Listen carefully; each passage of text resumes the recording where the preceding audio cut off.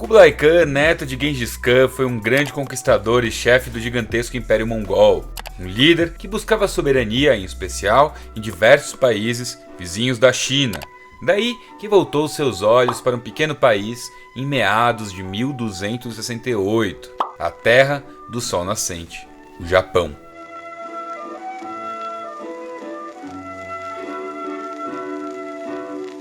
Antes de tudo, como andava o Japão dessa época? Andava estruturando o poder dos shogunatos. O shogun Minamoto no Yoritomo, embora tenha sido um líder genial, não fez um bom trabalho em estruturar o futuro de sua dinastia. Por isso, após sua morte, o clã estava enfraquecido. Ele deixou apenas 2 filhos nominalmente como shoguns, mas sem força política. Daí que quem passou a mandar no país mesmo foi sua esposa, Hojo Masako, a famosa monja shogun. Ela passou a ficar de olho na corte e conseguiu fortalecer o shogunato dos Hojo, o suficiente para manter a dinastia após sua morte em 1225. Essa dinastia ficou moderadamente tranquila por algum tempo, isto é, ao menos internamente, pois externamente chegava uma ameaça. Kublai Khan e seu impressionante exército. Este, que já controlava o norte da China, a Coreia e boa parte da Eurásia, enviou uma carta ao rei do Japão pedindo suzerania mongol e impostos em troca de não invadir o país. Seu pedido foi recusado tanto pela corte quanto pelo shogunato, que armaram a costa de Kyushu, ficando em alerta esperando os exércitos do Khan. Esse plano foi bom e eles acertaram na escolha do lugar, pois o ataque veio bem na costa em 1225, uma grande frota de 900 navios e 40 mil homens, que fizeram recuar os japoneses sem muito esforço. Entretanto, não há exército que derrote o azar, e a frota do Khan pegou uma tempestade daquelas, matando muita gente e afundando vários navios. Os japoneses perceberam, entretanto, que estavam muito para trás em táticas, armas e montarias. Então, focaram em criar novas estratégias de defesa. Muito bem, Kublai Khan volta a atacar, agora com 4.400 navios de guerra e 140 mil homens. Mas essa nova investida também não seria fácil. Seu exército teve muita dificuldade de penetrar no território e assegurar bases terrestres no Japão, de tal forma que ficaram atracados na costa, à mercê do mau tempo. Aí que chega outro tufão e leva metade do exército, forçando novamente o recuo dos mongóis. Essas tempestades foram tão oportunas que até ganharam o apelido Shimpu ou Kamikaze, os ventos divinos, nome que no futuro seria dado aos aviões suicidas do Império Japonês durante a Segunda Guerra Mundial. Pela sorte ou pelo azar, Kublai Khan nunca conseguiu conquistar o Japão. Só que, nessa altura, o Japão se viu com exércitos inadequados para sua defesa e cheio de disputas derivadas dos conflitos para com o Império Mongol.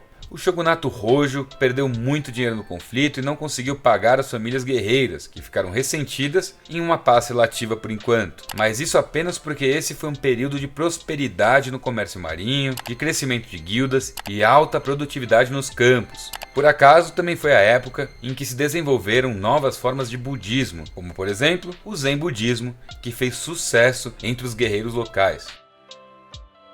O ressentimento de grupos guerreiros começou a gerar insegurança no shogunato. Daí que o imperador Go-Daigo aproveitou essa oportunidade para tentar restabelecer o poder imperial. Isso, claro, levou a uma guerra civil, que ao longo de alguns anos mudou o eixo de poder do país, deixando espaço para o oportunista general Ashikaga Takauji. Takauji estabeleceu um shogunato em Kyoto, começando aí o período Muromachi. Só que ele e seus sucessores não tinham lá muitos recursos, então foi um governo delicado e com pouco poder efetivo do início ao fim. Essa fragmentação fez com que as famílias das províncias lutassem entre si, de tal forma que algumas delas começaram a ficar muito poderosas, cruciais para o que vem a seguir. Os anos conhecidos como Era do Sengoku, que significa Estados em Guerra, justamente por ter sido um momento de conflitos constantes. E foi justamente nessa terra arrasada pela guerra que chegaram os primeiros europeus em 1543. 3 mercadores com armas de fogo e cristianismo.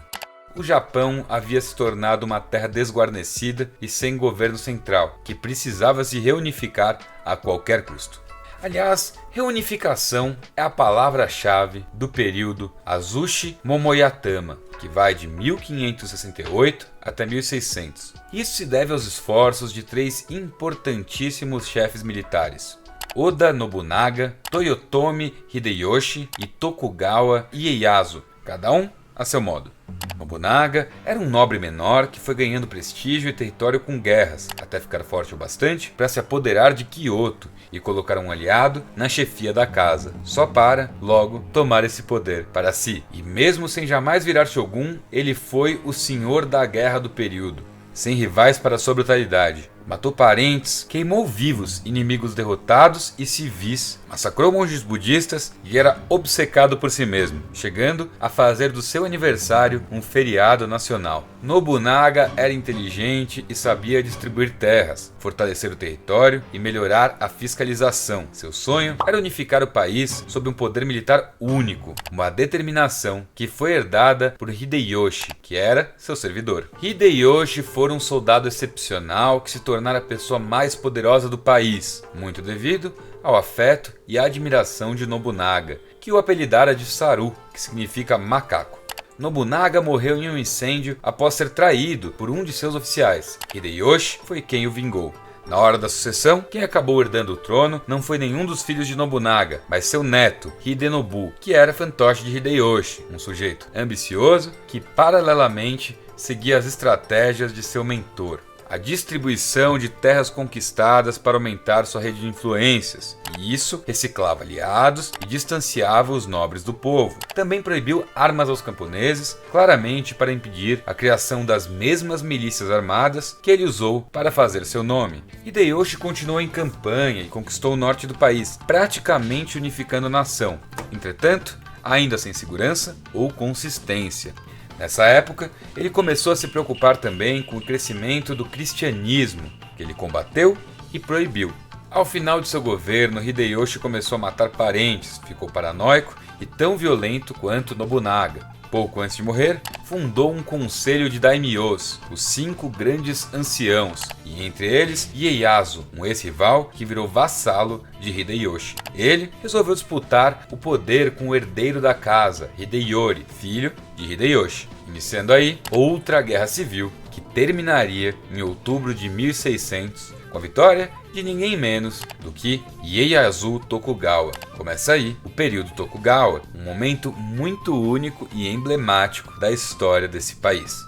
Mas vamos por partes. Tokugawa era disciplinado, pragmático, astuto e determinado, um verdadeiro sobrevivente que queria, acima de tudo, assegurar a si e a seu clã controle total e duradouro do Japão. Filho de um militar de baixa patente, lutara por poder a vida inteira, mesmo quando Hideyoshi deslocou ele e suas terras para uma pequeníssima aldeia chamada Edo. Após sua vitória em 1600, começou a fazer alianças por todos os lados, buscando estabilidade. Em 1603, recebeu do imperador título de Shogun, do qual abriu mão, entregando-o ao seu filho Hidetada, ficando apenas como regente, mas assegurando seu poder. A pequena cidade de Edo, que hoje conhecemos como Tóquio, tornou-se a base do seu governo, de onde reestruturou as leis do país em seu favor. Todo seu governo foi voltado para um esforço de criar estabilidade e ortodoxia através de uma violência impressionante e controle absoluto de tudo que ele podia. Ele fiscalizava viagens, criou toques de recolher, destruiu pontes e chegou a fazer uma polícia secreta, reforçando a dinastia e estratificando cada vez mais a sociedade no esquema Shino-Kosho: guerreiro, camponês, artesão e mercador. Os nobres da corte, sacerdote e monges, é claro, estavam em uma categoria separada. A relação com os ocidentais na época já era ruim, mas agora piorara de vez, especialmente com os pregadores do cristianismo. Eventualmente, fechou até mesmo o comércio com ocidentais. Em 1639 começa o Sadoku Jidai, período no qual o país fica completamente isolado do mundo. Agora, o Japão se tornara o centro do próprio mundo e ninguém era bem-vindo ali. Isto é, por enquanto. Afinal, fora do Japão muita coisa está mudando e essas mudanças logo virão de encontro à Terra do Sol Nascente.